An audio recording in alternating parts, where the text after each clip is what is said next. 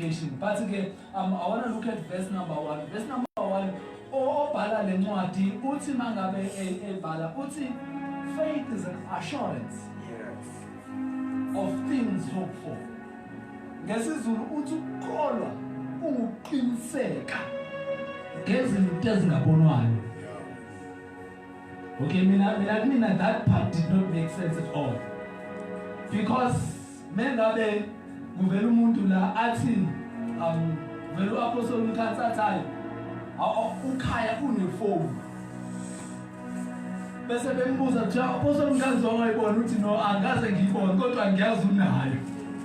Yabona ukuthi it does not make sense. So manje lo sibhalela la uthi ukukholwa kuqinisekisa ngezinto ezingabonwayo. So mhlawumbe ube besingakhuluma la direct to the subject sanamhlanje ukuthi the eternal life esikhuluma ngayo sake sayibona yini. Ngoba uma siqala discuss the eternal life, mhlawumbe let me pause your Bibles kancane. Ngesixoxe kancane before ngizoshumayela senibala. Ngesixoxe kancane ngike ngaba nombuzo Dr. ukuthi indaba mengibheka incwadini kaGenesis ngibheke ukuthi before uAdam noEva uNkulunkulu ebanqunulula kwakukhona isono esithize umfundisi uKhoza abakade betholwe benazo ngithi. So kwase kuthi ngalokho kungalaleli kwabo mina ngizothi bobabili ngoba kade beyinteyo. Kwathi ngokungalaleli kwabo wayesethi uNkulunkulu kunezinto ezithize ezizoba yimphumela yokuthi anilalelanga. Azimpethi inhlaselo right yini la.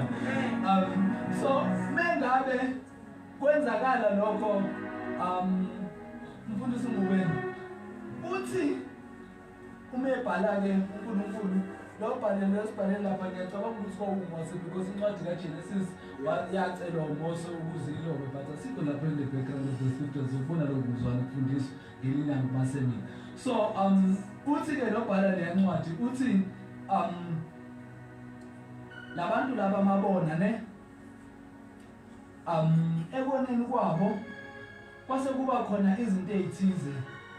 Wathi owesilisa kuyoba nje kube nje, owesifazane kuyoba nje kube nje, angithi. Now I went on by myself. Ngiyakhumbula ngathi mengibuza Apostle uMkhansi ngibuza lo mbuzo kwi-leadership ekonzweni. One of the fathers said to me, uyabona Thango, mama bawusafuna ukusonda ungasafuna ukukhonza hlala ekhaya. That's how serious this question was. What if put your mama bawusafuna ukukhonza ungasafuna ukukhonza hlala ekhaya? And guess what was the question? Phela siyakhathala bazalwane ngithi. Abanye nje silama nje kuna prayer abanye bavuka ekuseni bayakusebenzini. Now what triggered me to actually make this question was like, I feel tired. And do you know that feeling? Ukuthi I feel tired of trying. Yawazi lo muzwa lo. Ukuthi I feel yazi kunezinto zami mfundisi Khoza emfise ngathi ngabe kudala ngayibamba. Okufanele ngiyifinyelele ngabe kudala ngayifinyelela. Kodwa manje sometimes ngike ngihambe ngibone ukuthi manje sengisebenzise wonke amandla enginawo kule season engikuyona and I feel just tired. You know, and uqale bekhona imibuzo evukayo. Mhlawumbe okhunye nje ngayibuzela njengami ongakashada athi mhlawumbe njengakhulekela nonkosikazi isikhathi eside. Angiboni ukuthi kwenzakalani. Omunye athi ngingakhulekela nomyeni kwesikhathi eside. Angiboni ukuthi kwenzakalani. Mhlawumbe ngingakhulekela nomsebenzi obhadala kangcono. Angiboni ukuthi kwenzakalani. Ngingakhulekela ukuthi ngibe nomuzi. Angiboni ukuthi kwenzakalani. Ngingakhulekela ukuthi ngishise izingane zami ayiqoqeke iphile kahle. Kodwa angiboni ukuthi kwenzakalani. Raises some questions. We know now your color. Then sometimes you need to deal with it. That it becomes a solution in the issues of life. Because in the walk of Jesus Christ Himself, Akakaze in a situation where he led a solution in a situation. But whenever we call this thing, akuwazanga ukuthi afike aswele impendulo aswele solution lo Jesus kukhona. So uma ngabe lo Jesu esephila mina, surely he shall be able shall be able to do exceedingly far abundantly more than what I think and more than what I know, more than what my mind is capacitating. It shall come on now. It shall be able to give us those. Okay, uyabuza ukuthi ngikhuluma kanje.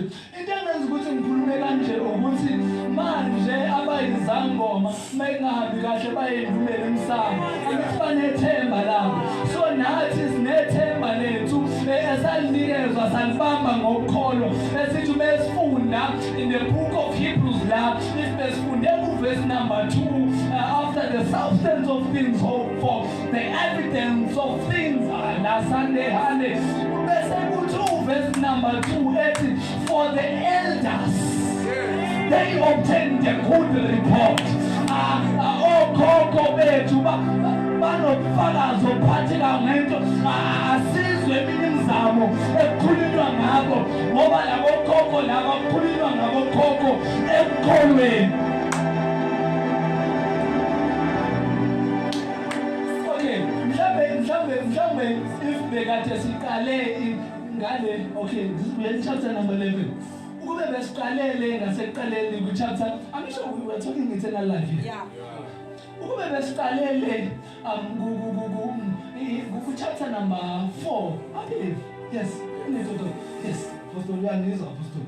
Ukube besiqalele ku chapter number 4, safunda verse number 2, verse number 2, bezothi verse number 2 la lesizika. Ubezothi ngokuba nathi sashunyayezwa. Yes. Lona leliyazwa abashunyayezwa lona. Kodwa alibasebenzelanga ngoba bengalihlanga bezanga balihlanganisa nokholo. Yes. So ukube besiqale ku verse number ku chapter number 4 in the book of Hebrews. So now umbuzo uthi ke kulomfo kanzimase wawathapha. Uthi ke indaba kungukuthi mefika kuthina lokho khululeka kwaleya ndoda eyayikade kuthiwe izosebenza iy'thukuthuku zayo. Then yindaba mina fanele ngikhathale ngingakafiki nala fanele ngiye khona. So ngikhathaza ukuthi indaba mina ngikhathale kodwa bekade kuthiwe mengabe ngiKristu ngisephumuleni. Kodwa ngibona ukuthi nala sengikhona kodwa ngathi ngiyakhathala. Kodwa into engiyazi ukuthi ngokukholwa ngisephile nokuphakathi. Kodwa khona ngiyakhathala. Ngiyabona ukuthi ley'thukuthuku ebekuthiwa sezuphila ngazo nazi manje zikulandela ngikhathele. Are you going to be ready for us to talk about that one? Yeah.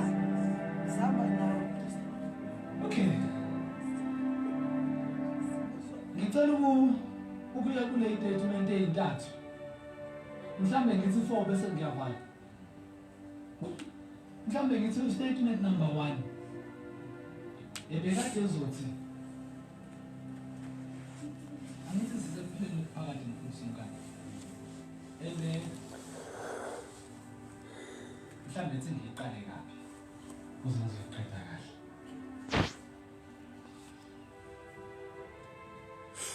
Before uzofika ensindisweni kunezinto that are outside your eternal life. Kwesinye isikhathi umuntu qeda ukumamukela uJesu, you become so much in fire for Jesus in such an extent ukuthi ukhona ukuthi ayisakulandeli until uNkulunkulu helps you to establish the gift He has laid in you. The moment you realize the assignment about your life, bese leya zolo leya bese lithi ungangikhohlwa. Angazi ukuthi wakwabani leso mhlambe mina ngeda usindiswe sengenze okuningi, mina ngisindiswe sengenze okuningi. Mhlambe wena usindiswe use-right, wakhula kahle, wakhula Sunday school. Unfortunately, I missed that part yokuhlanganyela no Sunday school. I was only saved when I was doing matric me. So mhlambe lento yashaya mina ukuthi ngithi sengikhona kuyena kodwa ngifile ngathi le nto bekade ngiyibuka ihluphe ekhaya ngathi isifuna ukuzohlupha kumina manje. ngase ngashumayela abazalwane abangcwele ekuseni ngo-12 o'clock ngashumayela abazalwane abangazi lutho bona abangene kuJesu yonke into isi-right bekhulu hosana bekhulu haleluya yonke into ihamba kahle behlabelela njengaleya ndoda ithi konke kuhamba kahle bona bengasathi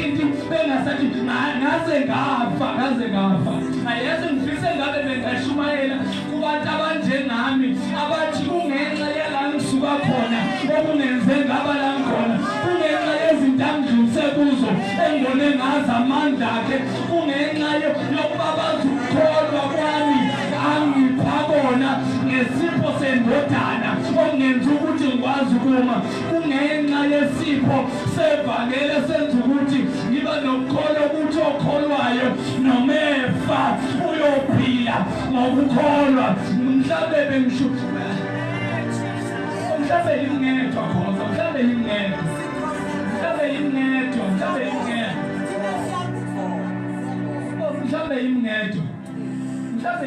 umuntu uyabona nje ukuthi umuntu uyakhuluma kwangumsinde ekuseni ngabo ngilalele ungoshana umthole into ayikhuluma mina ngaze ngifike kuyo mina futhi ngisindiswe ngazi nendoda mina ngisindiswe ngazi nentombazana anginayo ngisho nengane mina yonke into yami right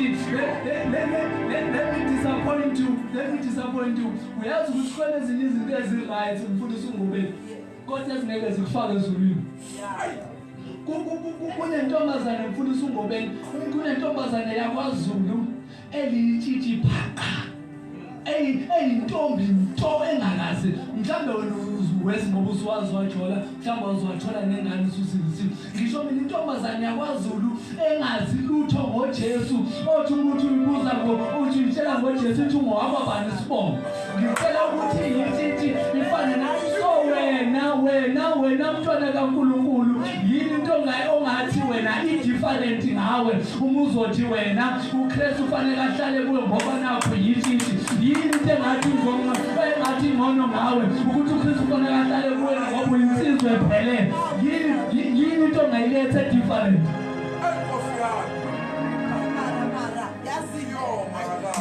ningixolele bazalwane ngikhulunyiswa ukuthi mina ngishunyayezwe ngiseyintweni mina ngalandwa mhlawumbe enye into engaphatha kazi ngami umfundisi ukhoza ukuthi ngoba ungibona ngidlala i-keyboard ngangisuka futhi wena uyazi zonke umfundisi umkhansi uyazi zonke ngangisuka ezone 4 ngiye ezone 3 ngishiya igig yokuyo-DJ yale ngihambe ngiye practice nesenkonzo mina ngilandwe kanjani ngilandwe lapho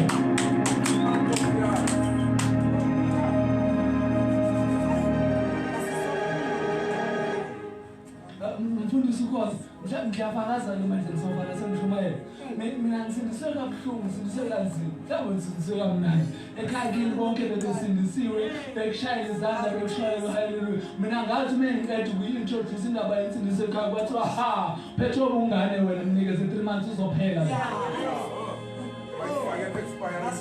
kwathiwa 3 months kwathi ma 3 months waphela unyaka uthi uma uphela unyaka ngathi ninamatheliane kuyi-40 days fasting bangibheka wathi manje lento yami ngithema ngiyoyiqeda i-40 days fasting kwathiwa ubheka usuphele kanjani yaqeda lento yami ngathi kulungile yahamba lento yahamba mfundisi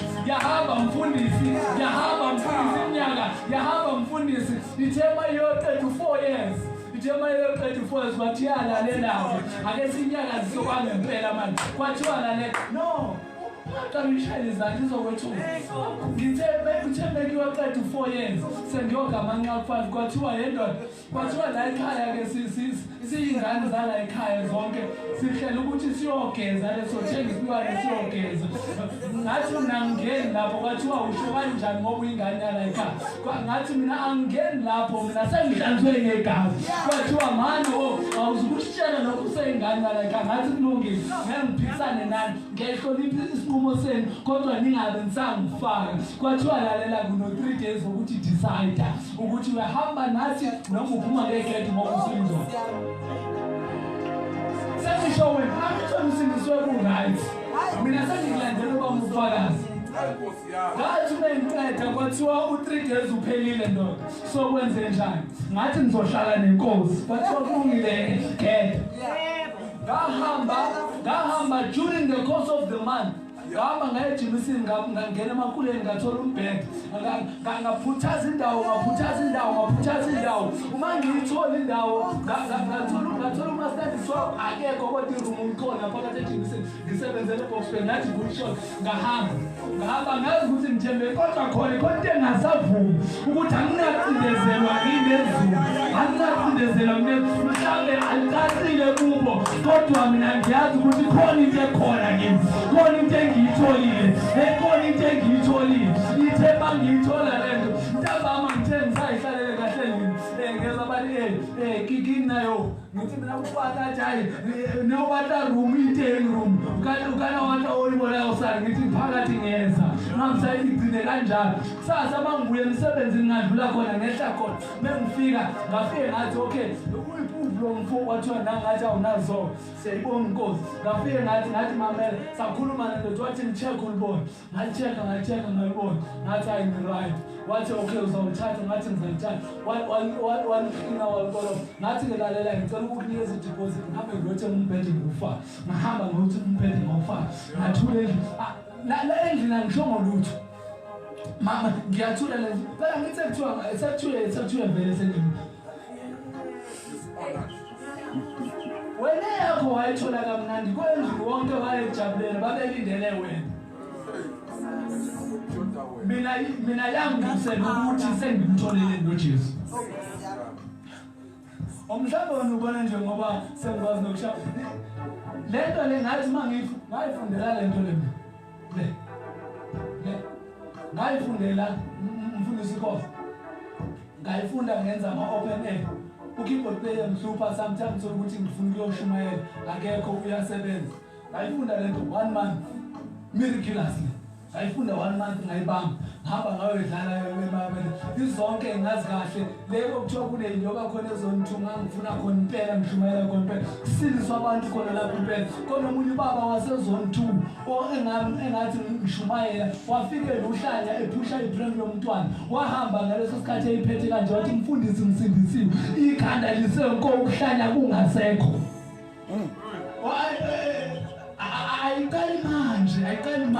ayiqali manje okay ngiyacabanga ukuthi sekwanele ngofakazi ake sivale lapha zamanje ake sivale le ndaba yethu ngoba mazi ngofakazi ngeke sithi kodwa bengidlula nje la ukuthi mhlawumbe wakho ukholwa wakwamukela kalulu mhlawumbe wena okwakho ungena ekuphile nokuphakade wena wa-asha ngisho kuthiwa sesiyabonga ukuthi naye sekakhona silwele lento yingakho kunezinto engeke ivume ekuthini ukuthi imani moshe uma usibona asimile ngoba nakho sikwazi kuma kodwa yingenxa yokuthi sabona amandlayo izilwela yona kithi sase sikonfirma ngamandlayo ukuthi akusithi osilwile kodwa amandlayo azilwele izulu lifakazele izulu lisethi nendleleni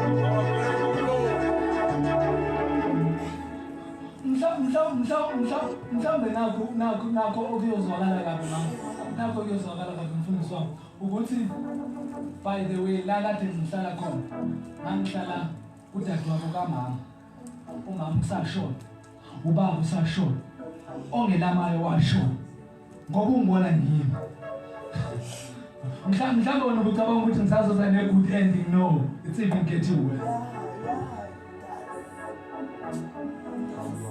mengabe ngithi uKristu ophila kumina ngisho ukuthi ngisho sengikhiphe ekhaya wayengihlalise emqashweni waphinde wangigada wangalusa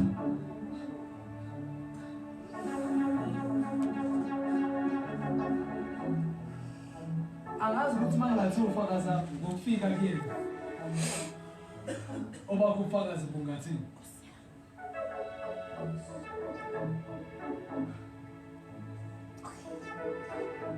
why did you do that Mbangela? Ngifuna ukukhombisa ukuthi lento inamandla. Kodwa kuya ngokuthi umethembe kangakanani umnikazi wayo.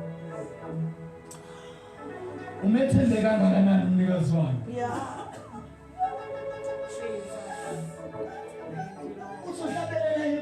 We were foreigners in relation to Israel. We were foreigners to be born again. We were strangers in relation to God, the Creator. But now we are the sons of God, the sons of God. But now, we are no more strangers. We are no more strangers and foreigners. We were born by grace and by grace. We are the temple, we are the sons of God.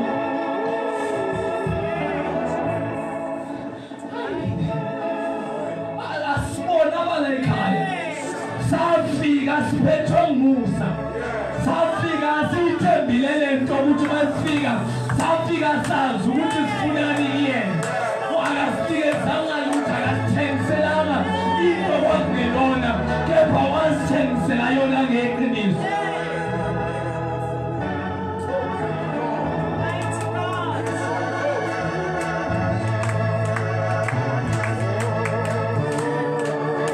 Hallelujah! Shatati hede.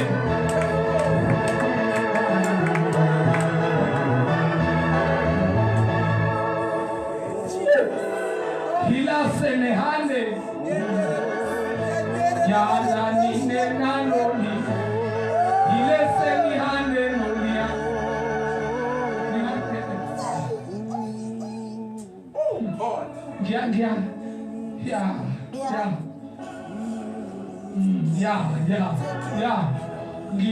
Ngiyazama ukuyibamba kodwa ayikho. Manje mfowethu ngicela ukubuyela kumasingisa, ngifuna imosheke le nkonzo. Ngiyaphunyukeka. Mhlambe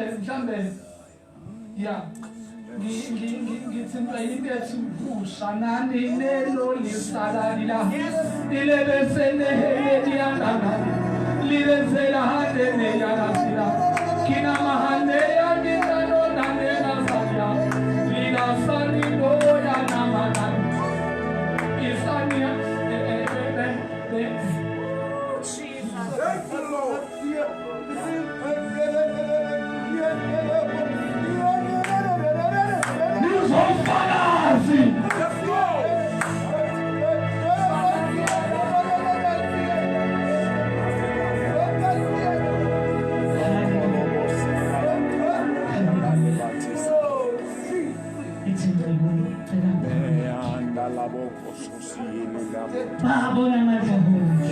Can we all stand? Baba izwi lakho liphumile lento. Ivuko. Baba siyakhuleka egameni likaJesu waseNazaretha. Baba izwi lakho